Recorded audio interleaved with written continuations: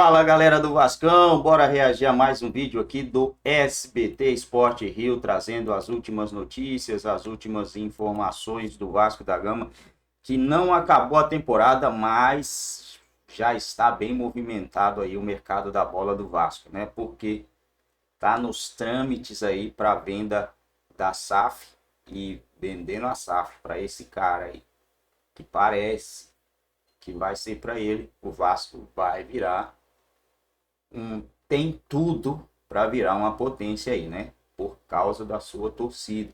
E aí o investimento vai vir com força. O cara chega e já bota aí umas 300 milhas. 300 milhas, o Botafogo ganhou Copa do Libertadores e Campeonato Brasileiro. Foi 370, né? Mas já dá para mexer o doce. Isso é sacanagem.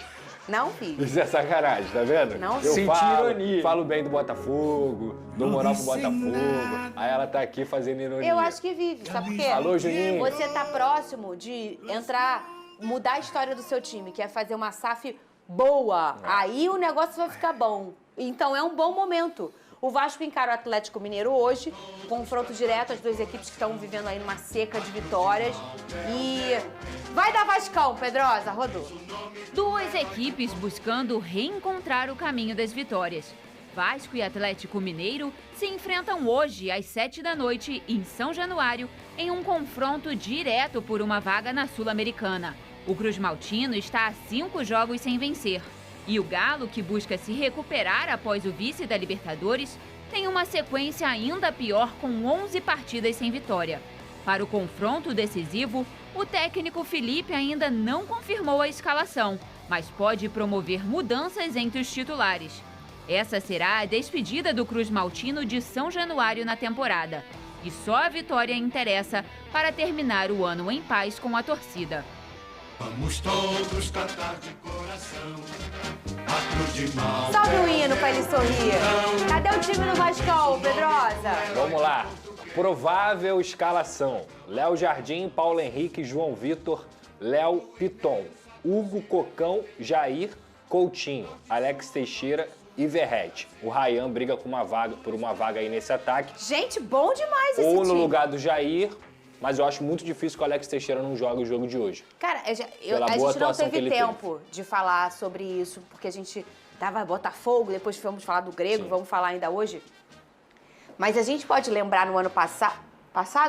O ano passado. Sim. No momento mais importante ali passado não, retrasado. 22 na Série B. 22.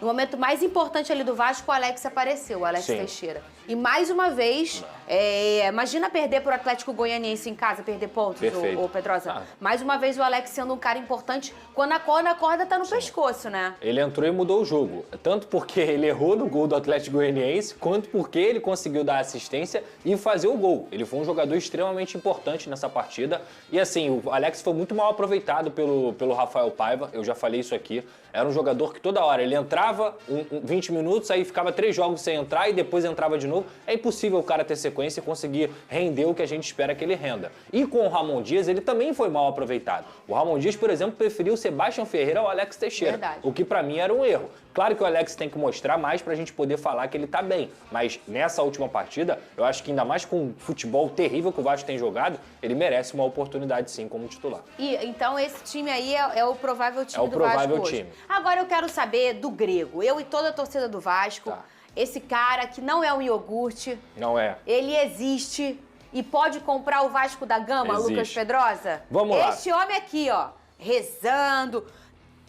Evângelos Isso. Marinacos, Isso. é isso? Vamos lá, tudo que a gente trouxe aqui na segunda-feira procede, tá? Ele é um cara que está interessado na compra do Vasco, assinou o NDA com o Vasco da Gama. O que é o NDA? É um acordo de não divulgação para que o Vasco troque documentos com o Evângelos Marinakis para que ele entenda a questão de CT, questão de estrutura, folha salarial, quanto que está a dívida e tudo mais. A gente também trouxe aqui, de forma exclusiva, que tinha um escritório que estava sendo o interlocutor entre o Vasco da Gama e o Evângelos Marinakis. além também da participação do Edu Gaspar. E esse escritório é muito conhecido, até o Jorge Nicola trouxe essa informação primeiramente, a gente confirmou, é do Giuliano Bertolucci. Quem é Giuliano Bertolucci? É simplesmente o principal empresário do futebol brasileiro e o cara mais respeitado no futebol mundial. Inclusive ele tem uma boa relação com o Evangelo, já fez alguns negócios com o Nottingham Forest, que é esse time. O Gustavo Scarpa, quando foi para lá, por exemplo, foi o Bertolucci. O Andrei, quando saiu do Vasco aqui, foi pro Chelsea. Ele foi emprestado ao Nottingham Forest e foi também dos Bertolucci. É um cara forte há muito cara tempo. muito A proposta forte. dele pelo Pedro foi pelo Bertolucci. Bertolucci também, do Nottingham Forest, foi o Evangelos que tentou comprar o Pedro e foi através do Bertolucci. Então é um cara que tem uma excelente relação e está fazendo essa ponte com o Vasco da Gama nessa interlocução, digamos assim. Qual é a situação hoje, Pedrosa? Hoje a situação continua nas conversas. As conversas estão acontecendo. Não tem proposta na mesa. Quem quer fazer uma proposta para o Vasco da Gama e já assinou em relação a isso foi o italiano Andrea Randrezzini, que é o nome dele. Ele é dono do Sampdoria, da segunda divisão italiana, e ele era dono do Leeds na Premier League. Mas para fazer proposta para o Vasco, ele vai ter que angariar um fundo com outros investidores para tentar fazer essa proposta. E que não me parece ser o caminho ideal para o Vasco da Gama nesse momento.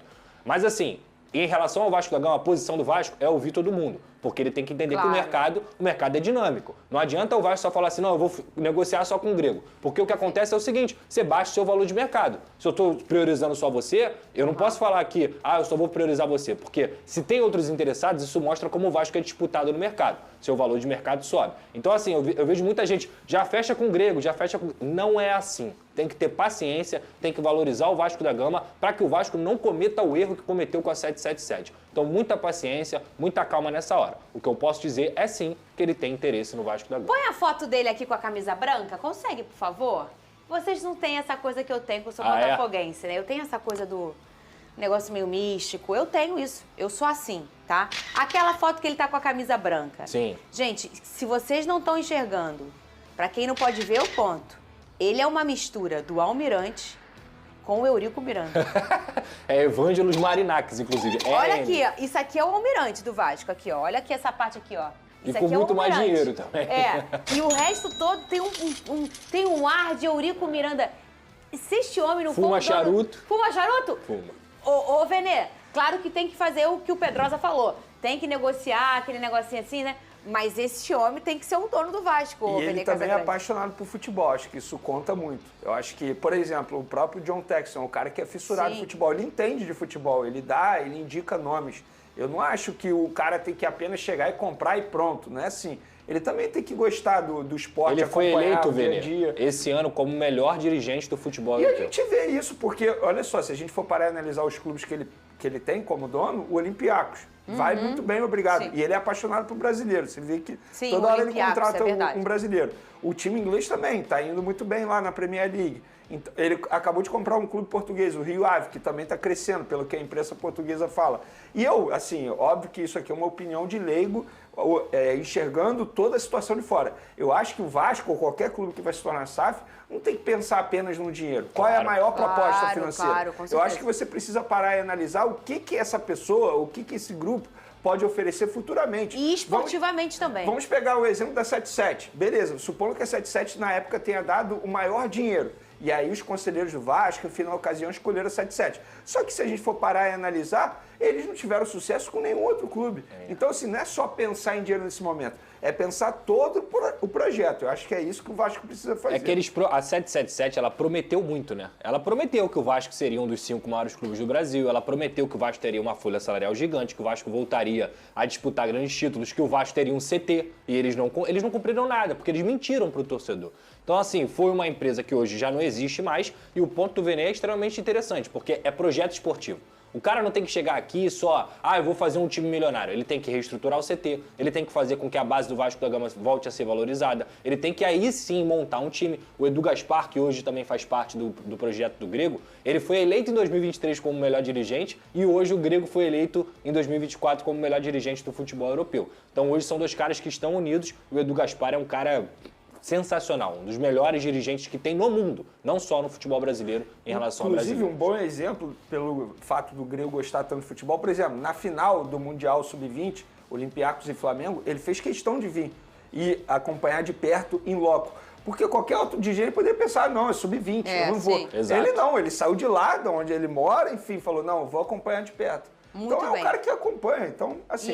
Isso é muito tende a ser um importante bom para uma nome, questão de SAF. Não é só pagar dívida e ter dinheiro. O torcedor quer levantar a taça, né? Quer tocar no caneco. Ó, o torcedor do Fluminense, tá com a calculadora aí. Bom, galera, é isso aí, né, rapaziada? A tendência é que seja esse daí, que é mais bilionário, né? Mas que tem muita gente querendo comprar, tem. Provavelmente a gente vai ver esse negócio fechado. A novela, né? Essa novela tende a se arrastar aí por um bom período, mas no final das contas vamos ter um Vasco sim mais competitivo para 2025. Deu uma arrancadinha ali, deu uma animada no seu torcedor, né? Mas acabou aí ficando apenas com a vaga na Sul-Americana.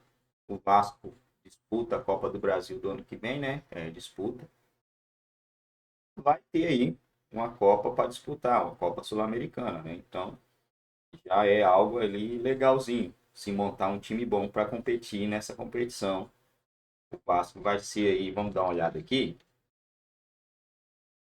Vamos dar uma olhada aqui na tabela para a gente ver quem vai disputar a Sul-Americana.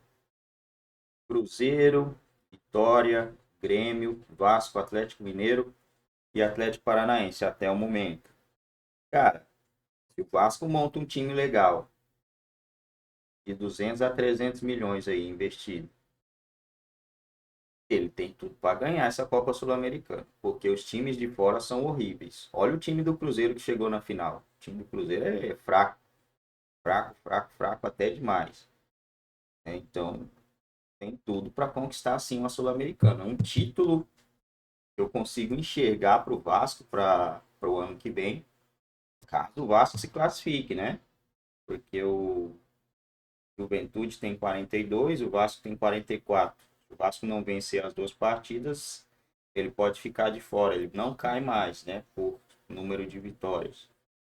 Mas ele pode sim ficar de fora da Sul-Americana, que seria um absurdo o Vasco não vencer nem o Atlético Mineiro e nem o Cuiabá, né? Um baita de um absurdo mesmo. Tem tudo para vencer os dois jogos e se classificar para a Sul-Americana e vir com a moral aí pro ano que vem.